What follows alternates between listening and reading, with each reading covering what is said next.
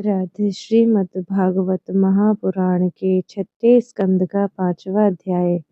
श्री नारद जी के उपदेश से दक्ष पुत्रों की विरक्ति तथा नारद जी को दक्ष का शाप। श्री सुखदेव जी कहते हैं, हे परीक्षित, भगवान के शक्ति संचार से दक्ष प्रजापति परम समर्थ हो गए थे। उन्होंने पंचजन की पुत्री आसिकरी से हर्यश्व नाम के 10,000 पुत्र उत्पन्न किए। राजन दक्ष के ये सभी पुत्र एक आचरण और एक स्वभाव के थे। जब उनके पिता दक्ष ने उन्हें संतान उत्पन्न करने की आज्ञा दी, तब वे तपस्या करने के विचार से पश्चिम दिशा की ओर गए। पश्चिम दिशा में सिंधु नदी और समुद्र के संगम पर नारायण सर नाम का एक महान तीर्थ है। बड़े बड़े मुनि और सिद्ध पुरुष वहां निवास करते हैं। नारायण सर में स्नान करते ही हर्यश्वों के अंतःकरण शुद्ध हो गए। उनकी बुद्धि भागवत धर्म में लग गई। फिर भी अपने पिता दक्ष की आज्ञा से बंधे होने के कारण वे उग्र तपस्या ही करते रहे।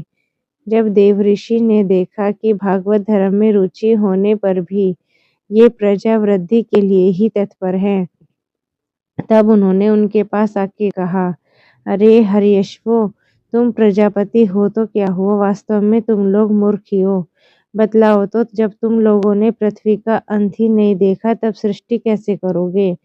बड़े खेद की बात है। देखो, एक ऐसा देश है जिसमें एक ही पुरुष है, एक ऐसा बिल है जिसमें बाहर निकलने का रास्ता ही नहीं है, एक ऐसी स्त्री है जो बहुरूपिणी है, एक ऐसा पुरुष है जो व्यभिचारिणी का पति है, एक ऐसी नदी है जो आगे पीछे दोनों ओर बहती है, एक ऐसा विचित्र घर है जो 25 पदार्थों से बना है, एक ऐसा हंस है जिसकी कहानी बड़ी विचित्र है, एक ऐसा चक्र है जो छुरे एवं वज्र से बना हुआ है और अपने आप घूमता रहता है।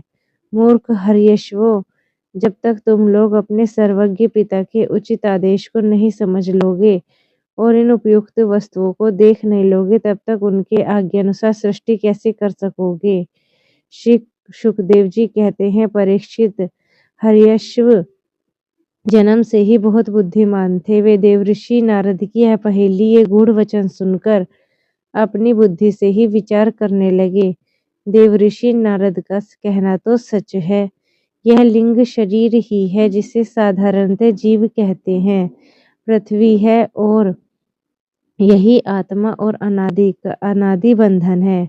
इसका अंत विनाश देखे बिना मोक्ष के अनुपयोगी कर्मों में लगे हुए रहने से क्या लाभ है। सचमुच एक ही ईश्वर है। वह जागृत अथवा तीनों अवस्थाओं और उनके अभिमानियों से भिन्न उनका साक्षी तुरीय है। वही सबका आश्रय है, परंतु उसका आश्रय कोई नहीं है। वही भगवान है। उसी प्रकृति आदि से अतीत नित्य मुक्त परमात्मा को देखे बिना भगवान के प्रति असमर्पित कर्मों से जीवन को क्या लाभ है। जैसे मनुष्य बिल रूप पाताल में प्रवेश करके वहां से लौट नहीं पाता, वैसे ही जीव जिसको प्राप्त करके फिर संसार में नहीं लौटता, जो स्वयं अंतर ज्योति स्वरूप है, उस परमात्मा को जाने बिना विनाशवान स्वर्ग आदि फल देने वाले कर्मों को करने से क्या लाभ है। यह अपनी बुद्धि ही बहुरूपिणी है, सत्व रज और गुणों को धारण करने वाली है, व्यभिचारिणी स्त्री के समान है। इस जीवन में इसका अंत जाने बिना, विवेक प्राप्त किए बिना अशांति को अधिकाधिक बढ़ाने वाले कर्म करने का प्रयोजन क्या है।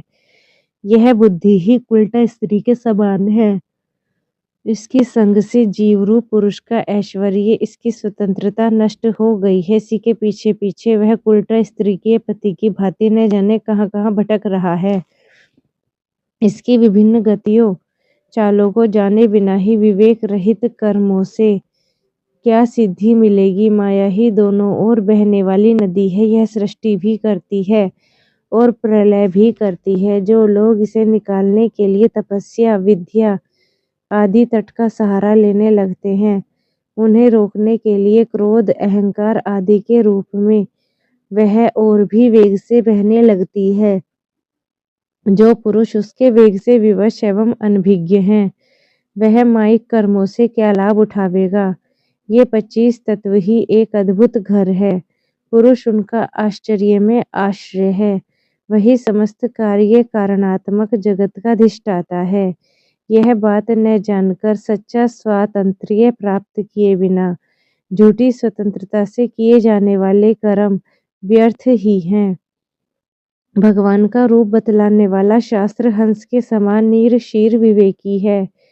वह बंध मोक्ष चेतन और जड़ अलग अलग करके दिखा देता है। ऐसे आध्यात्म शास्त्र रूप हंस का आश्रय छोड़कर उसे जाने बिना बहिर्मुख बनाने वाले कर्मों से क्या लाभ है। यह काल ही एक चक्र है, यह निरंतर घूमता है। इसकी धार सूर्य और वज्र के समान तीखी है और यह सारे जगत को अपनी ओर खींच रहा है। इसको रोकने वाला कोई नहीं है। यह परम स्वतंत्र है। यह बात न जानकर कर्मों के फल को नित्य समझकर जो लोग सकाम भाव से उसका अनुष्ठान करते हैं, उन्हें उन अनित्य कर्मों से क्या लाभ होगा। शास्त्र ही पिता है, क्योंकि दूसरा जन्म शास्त्र के द्वारा ही होता है और उसका आदेश कर्मों में लगना नहीं है, उसे निवृत्त होना है। इसे जो नहीं जानता वह गुणमय शब्द आदि विषयों पर विश्वास कर लेता है। अब वह कर्मों से निवृत्त होने की आज्ञा का पालन भला कैसे कर सकता है। हे परीक्षित, हर्यश्वरों ने एक मत से यही निश्चय किया है और नारद जी की परिक्रमा करके वे उसे मोक्ष पथ के पथिक बन गए, जिस पर चलकर फिर लौटना नहीं पड़ता। इसके बाद देवऋषि नारद स्वर ब्रह्मा में संगीत लहरी में अभिव्यक्त हुए। भगवान श्री कृष्ण चंद्र के चरण कमलों में अपने चित्त को अखंड रूप से स्थिर करके लोक लोकांतरों में विचरने लगे। परीक्षित, जब दक्ष प्रजापति को मालूम हुआ कि मेरे शीलवान पुत्र नारद के उपदेश से कर्तव्यच्युत हो गए हैं, तब वे शोक से व्याकुल हो गए। उन्हें बड़ा पश्चाताप हुआ। सचमुच अच्छी संतान का होना भी शोक का ही कारण है। ब्रह्मा जी दक्ष प्रजापति को बड़ी सांत्वना दी। तब उन्होंने पंचजन नंदिनी आसिकरी के गर्भ से 1000 पुत्र उत्पन्न किए। उनका नाम शबलाश्व। वे भी अपने पिता दक्ष प्रजापति की आज्ञा पाकर प्रजा सृष्टि के उद्देश्य से तप करने के लिए उसी नारायण सरोवर पर गए, जहाँ जाकर उनके भाइयों ने सिद्धि प्राप्त की थी। शबलाश्वों ने वहां जाकर सरोवर में स्नान किया। स्नान मात्र से ही उनका अंतःकरण के सारे मल धुल गए। अब वे परब्रह्म स्वरूप प्रणव का जाप करते हुए महान तपस्या में लग गए। कुछ महीनों तक केवल जल और कुछ महीनों तक केवल हवा पीकर उन्होंने हम नमस्कार पूर्वक ओमकार स्वरूप भगवान नारायण का ध्यान करते हैं, जो विशुद्ध चित्त में निवास करते हैं, सबके अंतर्यामी है तथा सर्वव्यापक है, परम हंस स्वरूप है। इस मंत्र का अभ्यास करते हुए मंत्राधिपति भगवान की आराधना की। परीक्षित, इस प्रकार दक्ष के पुत्र शबलाश्व प्रजा सृष्टि के लिए तपस्या में संलग्न हो गए थे। उनके पास भी देवऋषि नारद आए और उन्होंने पहले के समान ही कूट वचन कहे। उन्होंने कहा, दक्ष प्रजापति के पुत्रों, मैं तुम लोगों को जो उपदेश देता हूँ उसे सुनो। तुम लोग अपने भाइयों से बड़ा प्रेम करते हो, इसलिए उनके मार्ग का अनुसंधान करो। जो धर्मज्ञ भाई अपने भाइयों, बड़े भाइयों के श्रेष्ठ मार्ग का अनुसरण करता है, वही सच्चा भाई है। वह पुण्यवान पुरुष परलोक में मरुद गुणों के साथ आनंद भोगता है। परीक्षित, शबलाश्वों को इस प्रकार उपदेश देकर देवऋषि नारद वहां से चले गए और उन लोगों को भी अपने भाइयों का मार्ग का ही अनुगमन किया, क्योंकि नारद जी का दर्शन कभी व्यर्थ नहीं जाता। वे उस पथ के पथिक बने जो कि अंतर्मुखी वृत्ति से प्राप्त होने योग्य, अत्यंत सुंदर और भगवत प्राप्ति के अनुकूल है।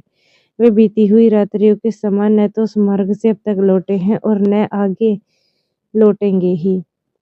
दक्ष प्रजापति ने कहा कि आजकल बहुत से ऐशकुन हो रहे हैं। उनके चित्त में पुत्रों के अनिष्ट की आशंका हो आई है। इतने में ही उन्हें मालूम हुआ कि पहले की भांति अब की बार भी नारद मेरे पुत्रों को चौपट कर दिया है। उन्होंने अपने पुत्रों को कर्तव्यच्युति से बड़ा शोक हुआ और वे नारद जी पे बड़े क्रोधित हो गए। उन्होंने मिलने पर क्रोध के मारे दक्ष प्रजापति के होठ फड़कने लगे। अब वे आवेश में भर के नारद जी से बोले। दक्ष प्रजापति ने कहा, अरे दुष्ट, तुमने झूठ मूठ के साधुओं का बाना पहन रखा है। हमारे भोले भाले बालकों को भिक्षुकों का मार्ग दिखाकर तुमने हमारा बड़ा अपकार किया है। अभी उन्होंने ब्रह्मचर्य से ऋषि ऋण, यज्ञ से देव ऋण और पुत्रोत्पत्ति से पितृ ऋण नहीं उतारा था। उन्हें अभी कर्मफल की नश्वरता के संबंध में कुछ भी विचार नहीं था। परंतु पापात्मन, तुमने उनके दोनों लोगों का सुख चौपट कर दिया। सचमुच तुम्हारे हृदय में दया का नाम भी नहीं है। तुम इस प्रकार की बच्चों की बुद्धि बिगाड़ते फिरते हो। तुमने भगवान के पार्षदों में रहकर उनकी कीर्ति में कलंक ही लगाया। सचमुच तुम बड़े निर्लज्ज हो। मैं जानता हूँ कि भगवान के पार्षद सदा सर्वदा दुखी प्राणियों पर दया करने के लिए व्यग्र रहते हैं, परंतु तुम प्रेम भाव का विनाश करने वाले हो। तुम उन लोगों से भी बैर करते हो जो किसी से बैर नहीं करते। यदि तुम ऐसा समझते हो कि वैराग्य से ही स्नेह पाश विषयासक्ति का बंधन कट सकता है, तो विचार करना तुम्हारा ठीक नहीं है, क्योंकि तुम्हारे जैसे झूठ-मूठ वैराग्य का स्वांग भरने वाले से किसी को वैराग्य नहीं हो सकता। हे नारद, मनुष्य विषयों का अनुभव किए बिना उनकी कटुता नहीं जान सकता। इसलिए उनकी दुख रूपता का अनुभव होने पर स्वयं जैसा वैराग्य होता है, वैसा दूसरों के बहकाने से नहीं होता। हम लोग सद्गृहस्थ हैं, अपनी धर्म मर्यादा का पालन करते हैं। एक बार पहले भी तुमने हमारा ऐसा ही अपकार किया था, तब हमने उसे सह लिया। तुम तो हमारी वंश परंपरा का उच्छेद करने पर ही उतारू हो रहे हो। तुमने फिर हमारे साथ वही दुष्टता का व्यवहार किया है। इसलिए मूढ़ जाओ, लोक लोकांतरों में भटकते रहो। कहीं भी तुम्हारे लिए ठहरने की ठौर नहीं होगी। श्री सुखदेव जी कहते हैं, हे परीक्षित, संत शिरोमणि देवऋषि नारद ने बहुत अच्छा कहकर दक्ष का शाप स्वीकार कर लिया। संसार में बस साधुता इसी का नाम है कि बदला लेने के लिए शक्ति रहने पर भी दूसरे का किया हुआ अपकार सह लिया जाए। राधे राधे।